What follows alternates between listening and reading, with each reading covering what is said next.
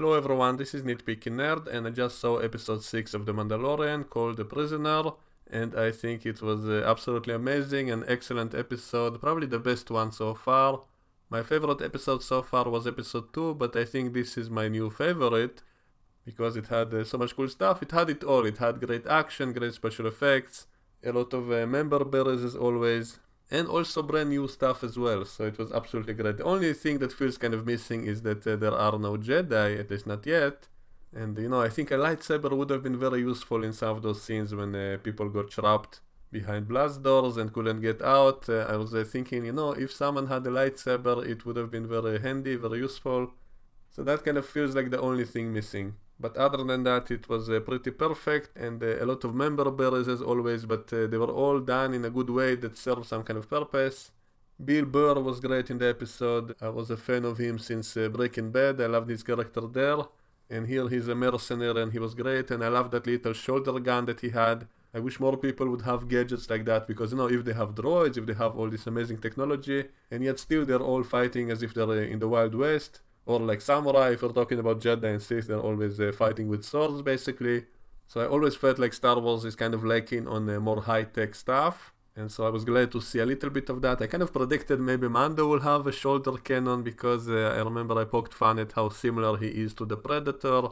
He should also get some blades on his hands and the personal clocking device. That would be fun. So here we have this other character with kind of a shoulder cannon. And we also have that guy with the horns who looks kind of like the devil, kind of like Hellboy. And for a moment I was kind of thinking, why is this in Star Wars? But then I remembered there was actually a guy like that in the original Star Wars sitting at that cantina bar. And so it's a callback to that. So this guy was super strong, super tough, and I loved how he was fire resistant when Mando tried to flamethrow him and it had no effect on him. That was kind of funny because, he looks kind of like the devil. And the devil lives in a fiery place and all of that, so it makes sense for fire not to affect him.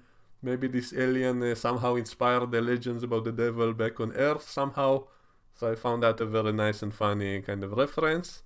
So all these guys were fun, and that woman with the tentacle head looks kind of like those dancers in Return of the Jedi, and I love how she was kind of evil. She's kind of a Harley Quinn kind of character, and then they free her brother, who is kind of like the Joker. He's kind of super evil and creepy and all of that, and so I loved all of it. I loved all these characters. The droid was also cool, and so a very fun episode, great characters, great action scenes on that prison ship with all the droids and all of that, really amazing stuff. And also I love all the mentions of the New Republic as this enlightened, peaceful government which is all about justice and all of that. It kind of reminds me of Starfleet and the Federation in Star Trek. It's kind of an optimistic organization in a galaxy which is helping out people, arresting the bad guys, maintaining peace and justice and all of that, so I love that. Also we saw one guy who is operating the ship, and he looks kind of like the rebels in the old movies, and so I guess the rebels kind of became the New Republic. All of this kind of makes me dislike the sequel movies because they blew up the New Republic, and so they reset everything to zero, and so that's kind of too bad, and so that annoys me a little bit, because in the show they're actually setting up the New Republic as kind of a Starfleet Federation good guys basically. They even show the ships of the Republic which are basically X-Wings like the rebels, so that was also a nice member berry. So they're kind of like Starfleet, but they're not timid about blowing up the bad guys, so I love the ending when they blew up all the bad guys. So overall an excellent episode, I loved it. Some nice twists, a lot of great characters, great actions, great visuals, some fun new gadgets, some fun additions, and so absolutely great episode.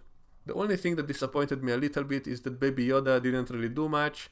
There was a scene of him kind of hiding, and that droid wanted to kill him. And I kind of expected Baby Yoda to be smarter than what we saw. I expected him to actually do something to defend himself, and in the end he didn't. They kind of made it look as if he did, but then it turns out that Mando saved him, and so that's kind of the only thing missing. I wanted to see a scene of Baby Yoda actually defending himself and doing something great with the Force again. We only saw it once in episode 2. And he didn't really use the Force since then, and so that was the only thing missing. Of course I didn't expect him to pull out a lightsaber, but maybe using a Force push or something like that to defend himself from that droid, that would have been great.